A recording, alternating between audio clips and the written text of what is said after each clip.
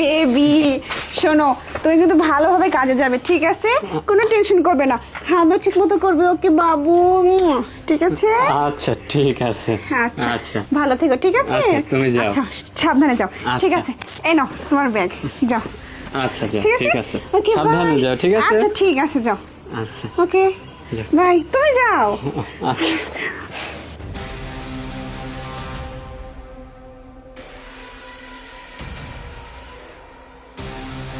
Hello sir, হ্যাঁ sir আমি বলছি।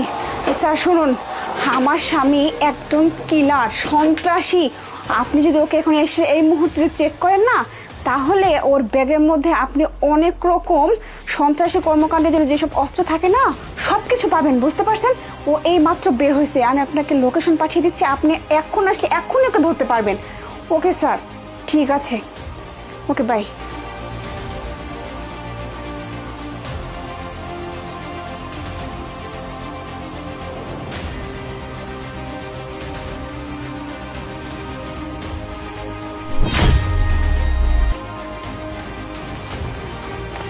আরে দাঁড়া, হাত উপর কর, ঘুরে দিক ঘর।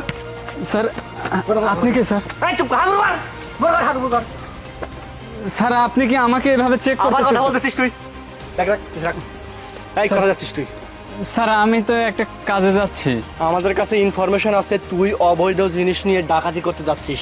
অবৈধ মাস্ক, পিস্তল এবং চাকু আছে তোর কাছে। স্যার কি বলেন এসব? আমি সত্যি কথা বলতেছি, আমি একটা কাজ পেয়েছি, ওই কাজে যাচ্ছি। আর আমি এইসব কাজ করি না স্যার, আমি সৎ পথে কাজ করি, সৎ পথে থাকি স্যার। তুই একদম মিথ্যা কথা বলবি না। তোর বাড়ি স্যার, থেকে তোর বিশ্বাস ওয়াইফ করেন।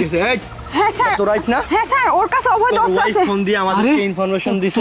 তুমি কি তুই বলতেছো না এসব? অবৈধ অস্ত্র পাচার করতেছিস এইখানে। হ্যাঁ হ্যাঁ, তোমার কাছে তো অবৈধ অস্ত্র আর অনেক কিছু ছিল। আরে প্রিয়া, তুমি কি পাগল হয়ে গেছো এই, নাকি? তুমি এসব কি বলতেছো? ব্যাগটা চেক করো। স্যার বিশ্বাস করেন, আমার বের করো, কি আছে বের করো।